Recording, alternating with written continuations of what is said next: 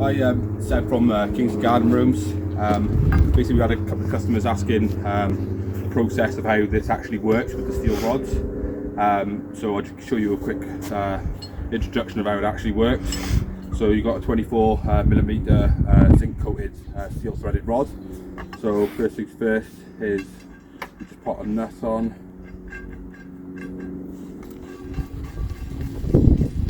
We'll actually show you the installation of this as well.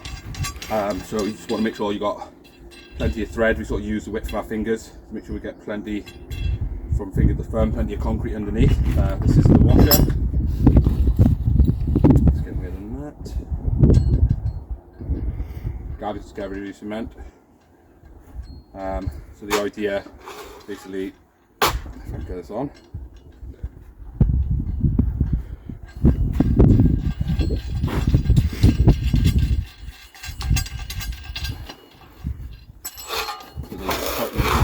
Like so, and basically what happens now, you fill the hole with concrete as Gavin's doing over there, and I'll show you now. Basically we work it in. Obviously once this pin is set and level, we leave it overnight so the concrete underneath will let the pump go off. Basically what happens is now that the concrete works, it's like a pad, so the washer will then stop it from pushing down, so it stops the garden room from sinking. Follow me over here, please, Jonah. So at the moment there's lines everywhere, and it would have been easy to show you the outside, but we sort of had to get this job on the way, so I'll show you the slightly more complicated side of it. And we've got to go off two lines rather than one, which would be on the outside. So I'll just check them on the right side now. You really get it in there, and we really got to work it in. Can I get some more concrete, please? Really work it into the concrete, so you get a nice sort of bed coming over. And a good suction around the washer, basically stop it from sinking and get a really tight bond around it, all the way around please. Okay. And unpack it, make sure you're touching out your hands. Really work it in there. So level it to my one line first of all.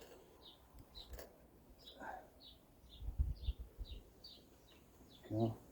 And now I want to try and get to my sideline.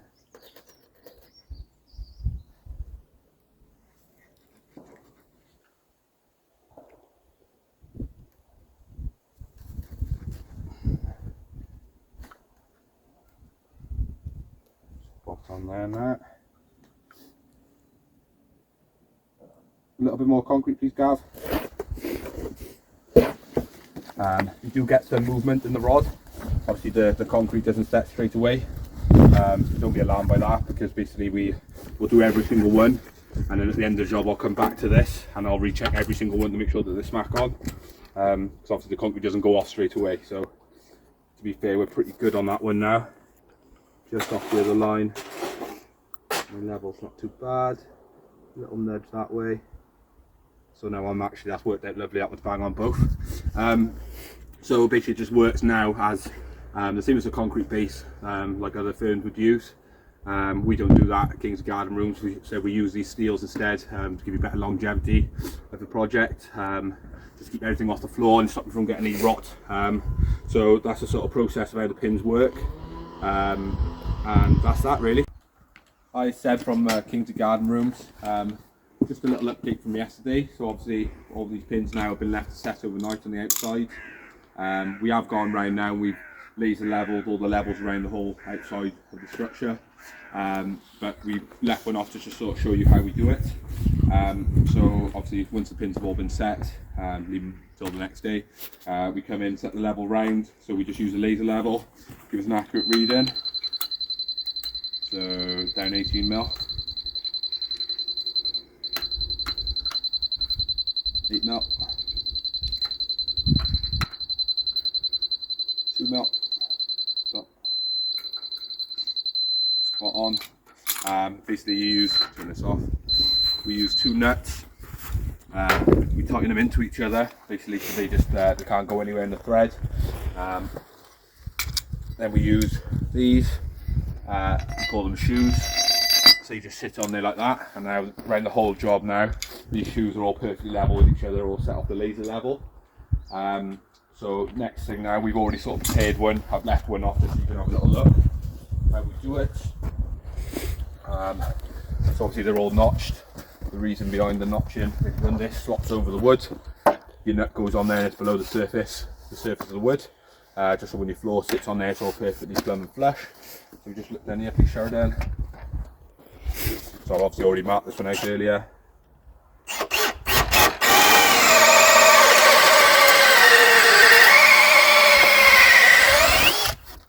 That sometimes it'll be a little bit tight, so I just use another one just to sort of give you a bit more room. Like so. I've already set the depth on this, which is the same every single time.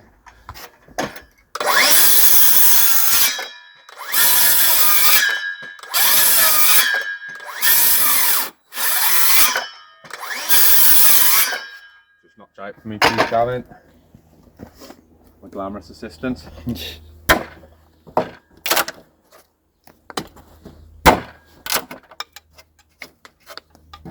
Sometimes can be a little bit tricky when there's knots in the wood.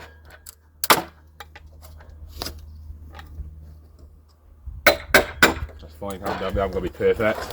Right, let's put this one on. Stand back, please, Sharon, so you can have a look how it slots on. Stick yours on first, please, Gav.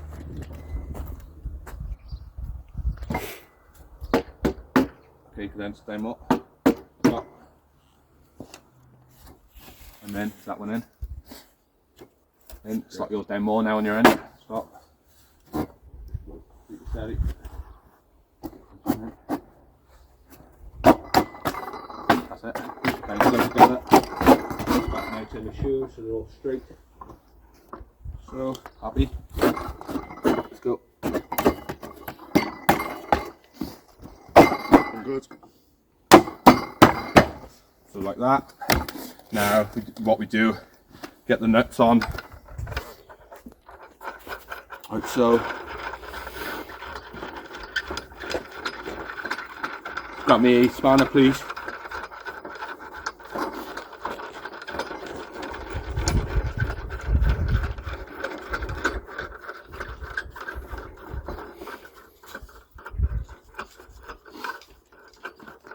Obviously all the wood's all pressure treated as well, so there's definitely no worry about anything rotting. Obviously, as I mentioned yesterday, it's all off the floor, so really it's sort of the best sort of method of how to get, you know, the best life out of your garden rooms. As I said then, obviously we put these nuts on now, we tighten them in so the timber is flush to the shoe, and then what we do then, we get an angle grinder, cut these excess off of these 22mm bars. And the floor sits on top of these then. Obviously we've got a lot more work, sort of joist work stuff put in afterwards. But yeah, that's basically the method of how the pins basically work. I'll see what Kingsley wants next when we put a video up of, and I'm sure we can show you the rest of the build as far as we get on.